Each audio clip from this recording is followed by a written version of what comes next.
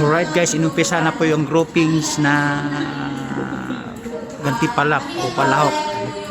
Nagpapaliwanag bawat isa kung ano yung sinasagot, dinudring nila sa kanila bond paper o kukumban.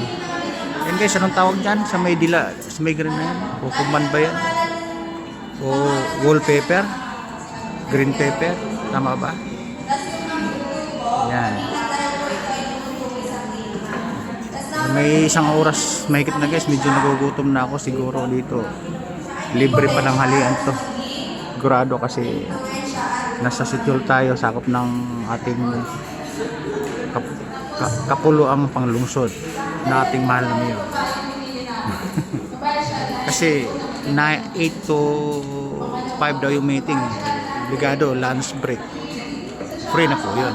Sigurado. Kaya lang medyo nagugutom na ako.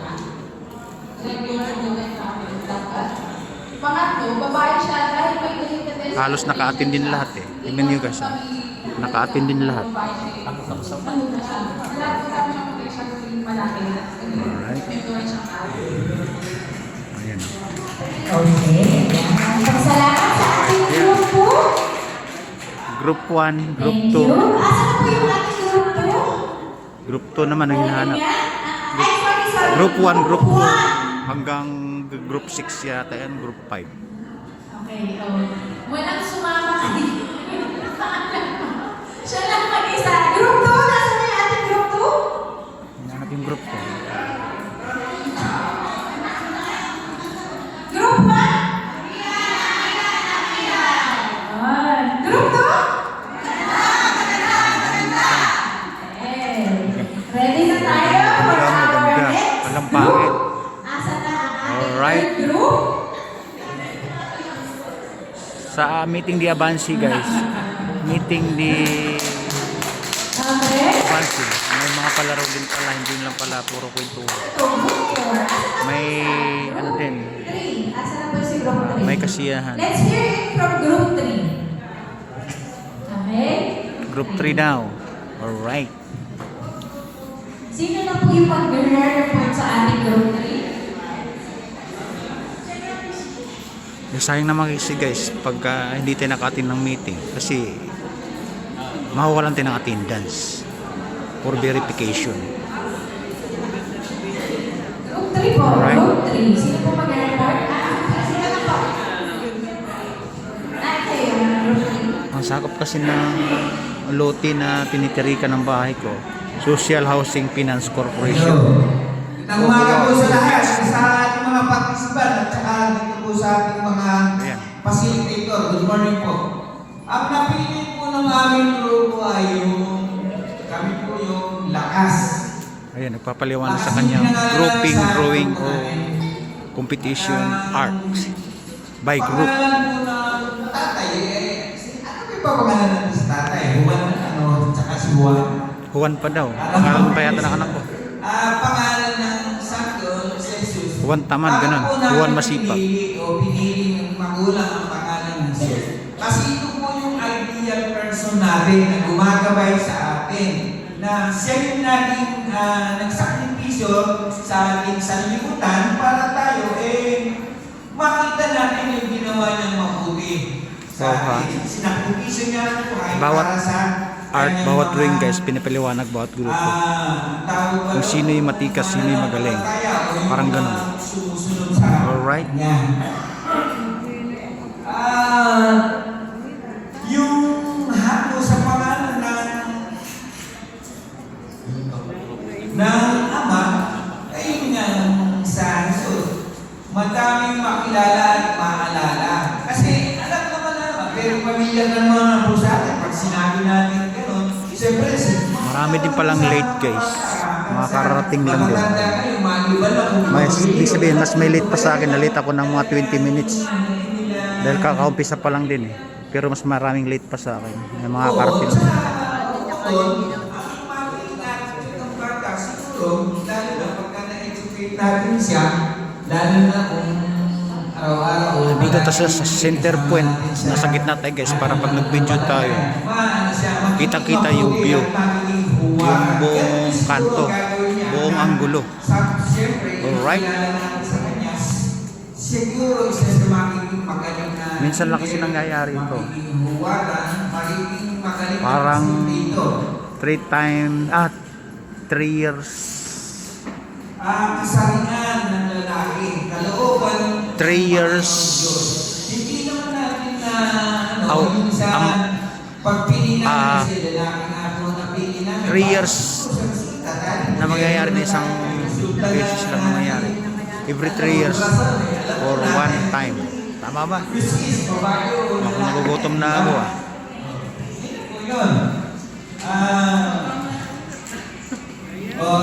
Oro, ano ibig sabihin dito? Mga pantaong pandangan, panauhing pandangan. Right? Siya ang gagawa ng magandang kinabukasan, magbibigla, bibigyan ng magandang buhay. Yung babae, asawa, bibigyan ng magandang buhay. Siservisyuhan, ganun din ang magiging responsibilidad niya sa kanyang mga anak. Bibigyan ng magandang Makikinig tayo sa paliwanag at kasarian sa kanyang tinatalampati sa drawing ng groupings. Siguro po, nasabi ko na dahil kasi doon sa una sinasabi, prefer to speaker. Kasi galing nga, pinangalan natin na sa lalaki, si Jesus. Siyempre, kailangan alam natin siya ang puling bata na lalaki. Maraming salamat po. Magandang umaga po sa inyong lahat. Alright. Magandang umaga rin sa iyo. For our next group, yung ating pong fourth group, yung ating last group, nasa na po ang ating O next group at last group daw. Ayan, papaliwanag si Madam. Good morning po muna sa lahat ng HOA ng Kabanatuan. Alright, good morning din sa lahat. We are the group for, we call it the landlords. Landlords, una-una sa lahat, bakit landlords? Tayo po ay isa Tungkol sa landlords ang biniyayaan ng kinukumpetensya niya yung panipaliwanag niya. ating LGU at Landlords, ibig sabihin, ano kaya ibig sabihin, may-ari ng paupahan, mga apartment, ganun ba?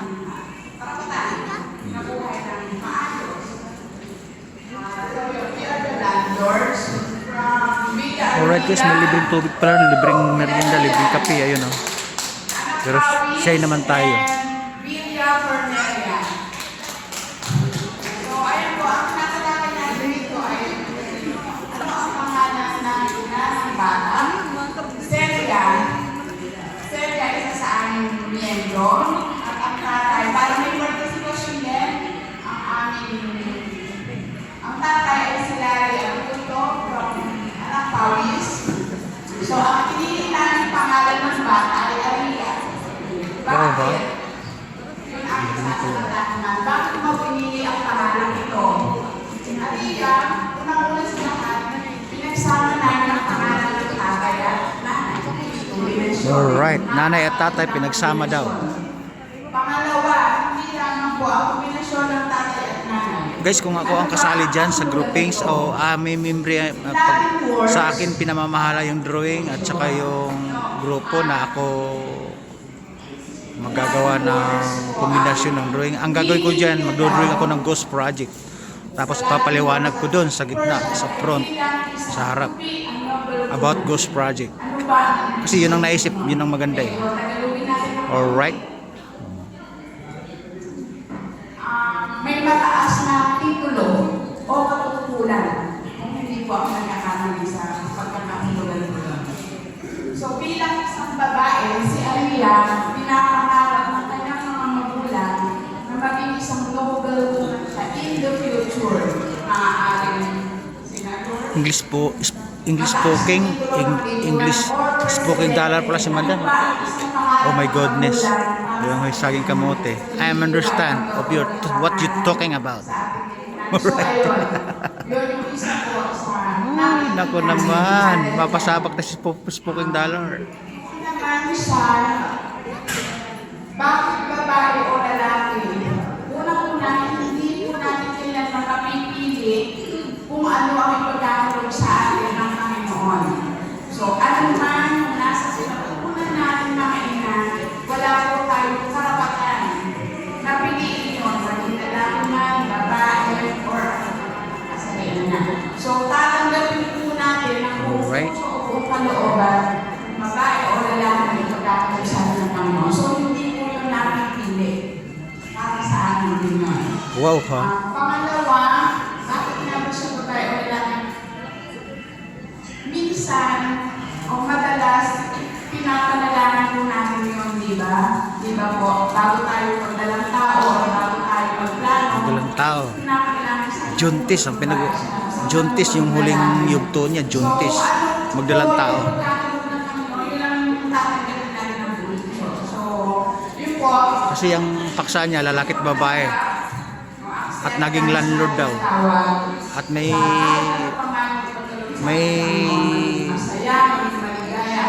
hinahawakang kabuhayan, negosyo. Landlord. Halimbawa, rent a house, rent subdivision, ganon ang landlord. Grupo ng landlord. Alright.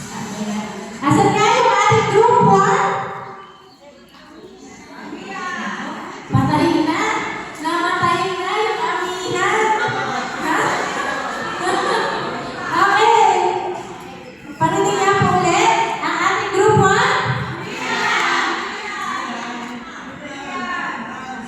Wala talaga. Si ano po? Group 2.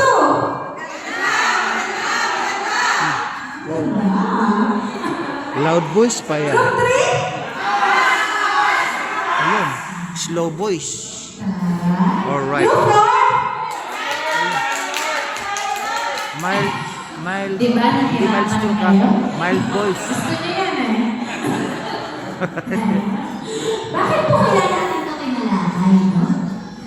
This is to level of our understanding. Doon po patungkol sa talakayan na gagawin nga natin, which is yung gender sensitivity o yung gender and development po na tinatawag natin. Ayan. Dahil po, pag pinag-uusapan ng gender and development, isa lamang po yung nais niyang ipabatid sa bawat isang individual. Ito po yung pag-respeto sa bawat isa, no? Ano man po yung kanyang itsura, siya man po ay babae o lalaki, may kapansanan o wala, bata man Alright. o matanda, sila po ay dapat nakakatanggap ng respeto. Yun po yung nais ipabatid. Yan sigurado guys, yun yung spokesman ng gender and POA development o yung o Social Housing Finance Corporation. Bakit nga po ba mayroon Parang yan? At sekretary, bakit napag-usapan kumbaga sa opisina. yan? Kasi pagka Alright. sinabi po natin gender and development, isa po ito pananaw na pag-unlad na kumikilala sa magkaibang gampanin ng isang babae at isang lalaki. Di ba po? Nasabi natin, no? Piniliwanag niya guys, yung nasa screen na yan, yung dalawang, sa screen ng dalawa na yan, tungkol sa babae at lalaki. Diba? Nandun sa inyong mga daligan, sila Siyempre, po, pag babae at lalaki, siyempre dadami po yan. Di ba? nandun Pag din yung- pinagsama at pinagtabi. Sila ay magtutuloy na apelido. Diba? Pero, ang bawat isang babae at lalaki po, meron nga sila magkaibang gampanin. Pag pinagsama mo, Bawat isang individual po, make meron po people, make magkakaibang baby gampanin all the at time, pangangailangan. any hours, any Diba? seconds, Ang lahat ay kumikilala every na night and day. ang pag-ibig sa kasalanan Lalo't ng isang individual ay naghahanap bagong kasal. sa pag-unlad. Tama ba guys? Pagka tayo po ay nagkaroon na ng Okay, basta alright, di ba? o yung pag-ibig na tinatawag po natin. no? Again guys, ito na yung Nagkakaroon na tayo na inaatinan kong meeting di Abalse about sa lupa. tinatawag, no? Na Kasi hindi tayo naman po ay pwedeng, namimili na, no? Hindi po Namimili pwedeng na tayo palampasin ng natin, isa. maging absent tayo, mawalan tayo ng Una po, attendance. Nawawalan na tayo ng Or respeto. Social And of course, Housing kaya Finance po pinag-uusapan Corporation. natin tinugan ay sumasalamin sa House pagtuon ng Mortgage pagbabago of sa POA. mga kababaihan at mga kalalakihan. Ayan, dahil nga po ito ay may kaugnay sa pagkakaroon alright guys, medyo mahaba na itinatahak natin yung gender equality. Okay? ng ating Natin lahat ay nakakaranas na videos. privilege o yung privilegyo po na tinatanggap ng isa, nararanasan din po namin. Alright, guys. Kaya po namin Hanggang dito na lang. Gender and Again, good morning o magandang hapon sa inyo. Dahil po Right, ang babu. gender